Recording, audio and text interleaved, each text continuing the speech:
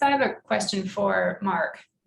I've posed this one to Phil in the past, but while folks are typing their questions in or figuring that out, what do you see as maybe the most misunderstood application or potential application of this customer centricity? Like, where do you see either it being forgotten about or not necessarily leveraged properly, or where do you see like the most opportunity that people might not be thinking about?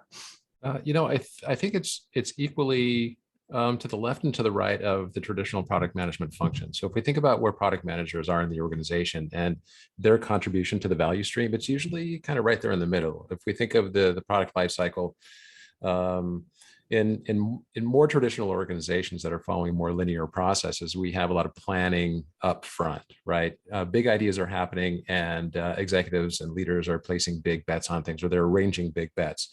And then a decision is made to go forth and build something. And maybe that thing's defined, maybe it's not, but then that's usually where product management gets engaged, right?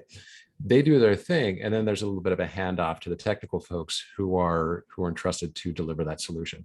If we don't have customer centricity and alignment to the left and to the right of that product management function, I think the wheels fall off the bus. So what we're talking about here is an ecosystem where customer centricity, not necessarily the design thinking tools, but maybe an appreciation for the design thinking process, extends left and right throughout the entire product delivery lifecycle and throughout the entire value stream. Mm-hmm. It's product management who really carries the responsibility for ensuring that we have quality built in, and that we have a customer-centric organization. So they're the shepherds and the champions and the enablers of this. But we need to have enough customer centricity and appreciation for the process upstream in LPM. So thank you, Phil, for pointing out the importance of infusing customer-centric design and thinking into the LPM process, because that's where we're placing the biggest bets. Let's place those bets based on what we know best about our customers and our markets.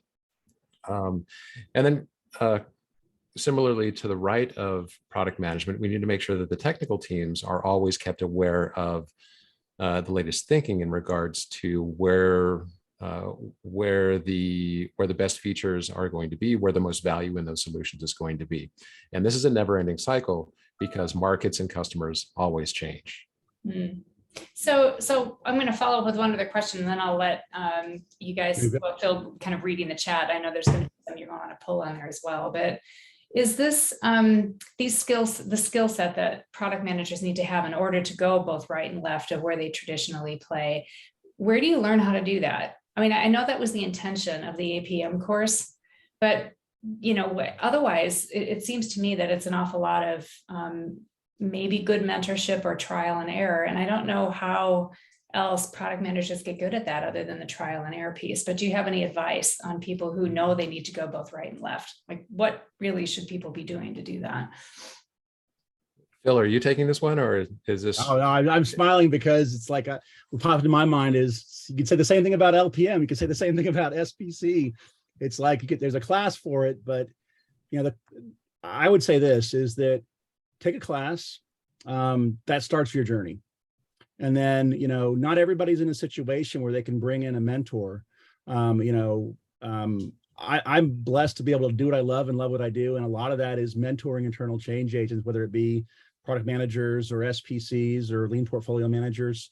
And I didn't, not everybody has that ability. There are one of the SAFE fellows, Audrey Boyston, she gave a name to what I've been using for years. She calls it an informal learning network.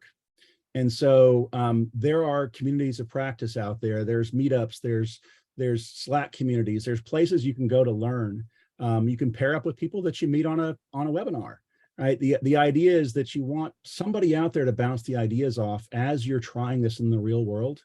I will say that as I've seen Scaled Agile's product evolve over the years, moving from a single value stream that sold licenses to classes to one that's more about building relationships with customers through this community portal.